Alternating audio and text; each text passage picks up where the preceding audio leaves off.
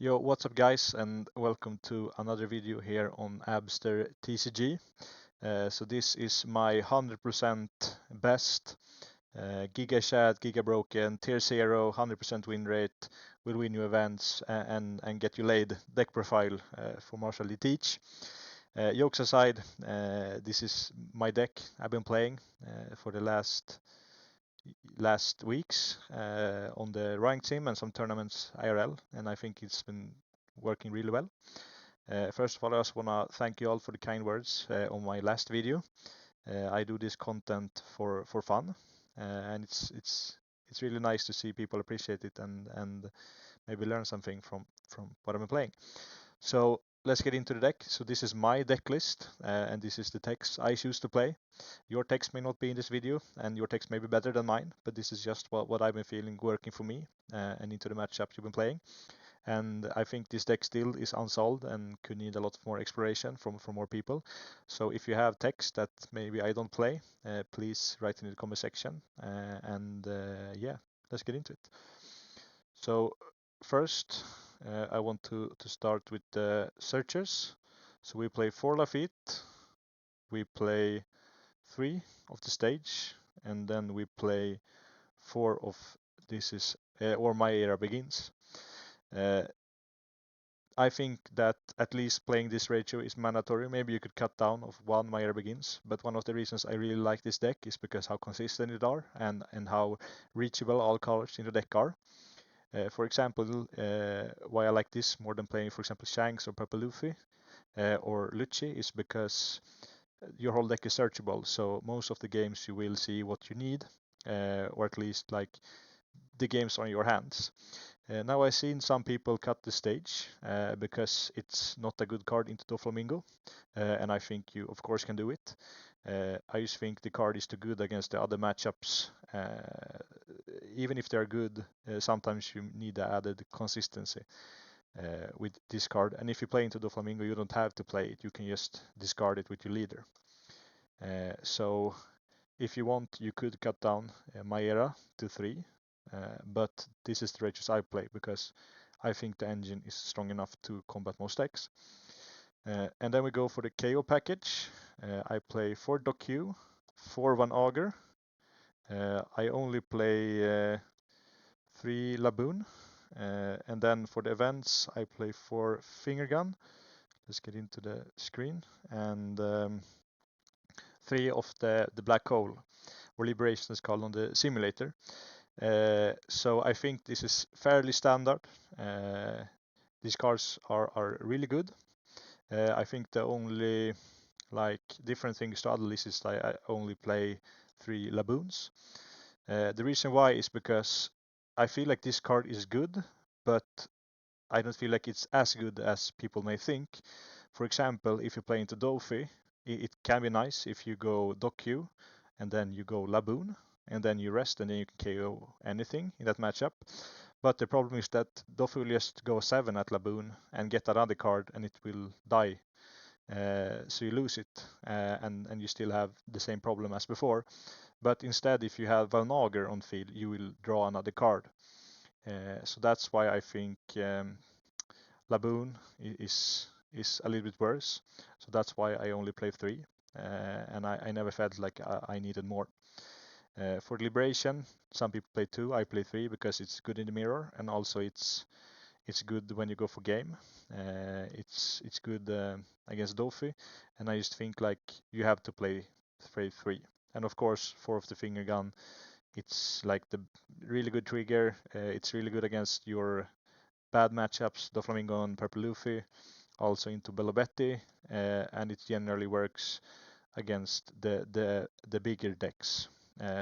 One thing I forgot to say about Black Hole is that when you play against Roblucci or another black deck, if they go Yak on curve, if they start, Yak can be a really hard card to get rid of, and they can go away with the game because they can start swinging with it aggressively, and if you can't answer it, then you most likely going to lose.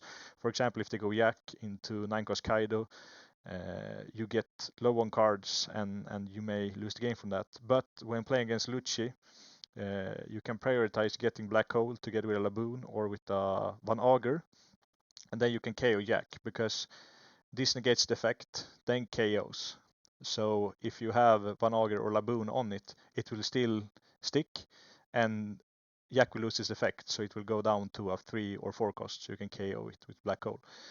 So then we're going for, like, I would say, like the tempo package, or like the win cons. I play 4 Burgess, I play 2 Vasco, and then I play 4 Teach. So these are the main, like, swingers of the deck, the main bodies of the deck.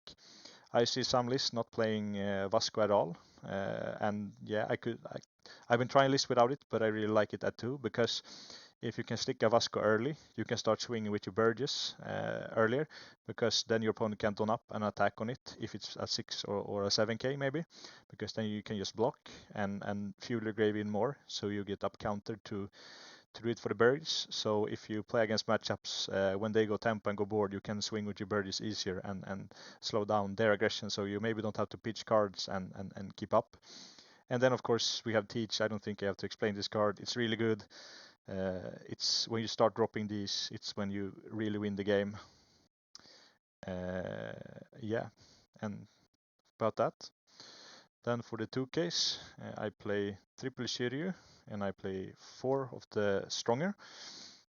I think this card actually is good, and I use it a lot. At the beginning, when I started playing the deck, I did not utilize this card enough, but now when I've been playing it maybe too much, this card actually comes up a lot to clear threats or clear other bodies, and also to cycle cards in your hand. So I would say, like, it's a worse Great Eruption, but it's kind of like the same with a 2k added on it. So what it does is that you can trash it and discard a card, and then you can draw one and put something down by 2.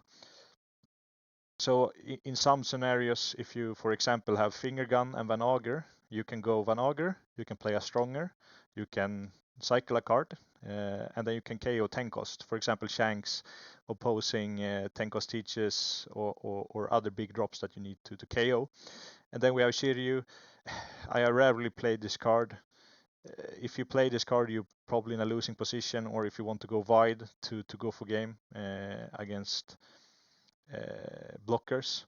But it's mainly a 2k. And the reason why you only need to play 7 2ks is because you're a 5 life leader and you take life kinda aggressively in this deck, because you fuel want fuel for your leader ability, and you can take it because when you get to late games, when you start dropping like the big blockers, you want cards in hand instead of life. Yeah,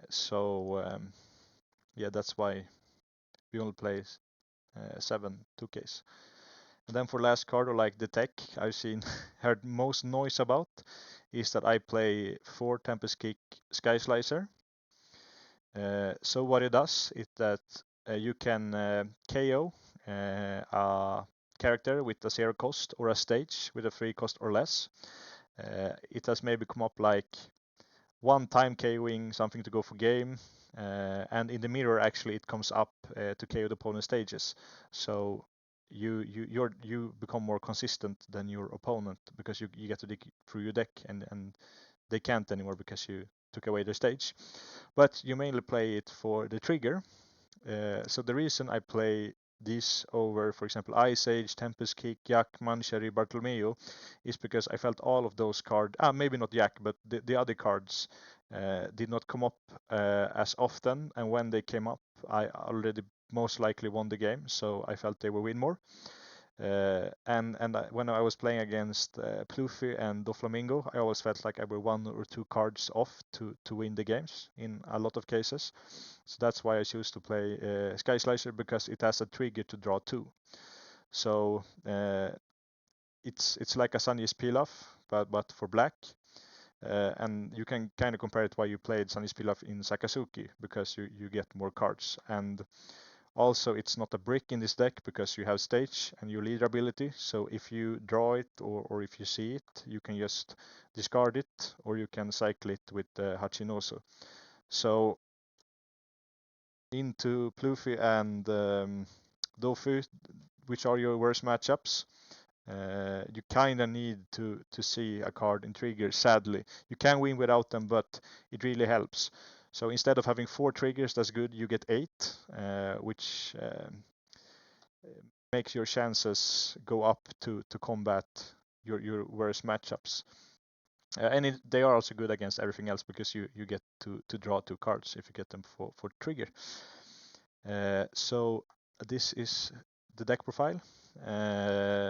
Once again, thanks a lot for all of the kind words and for the engagement. It's really fun to see.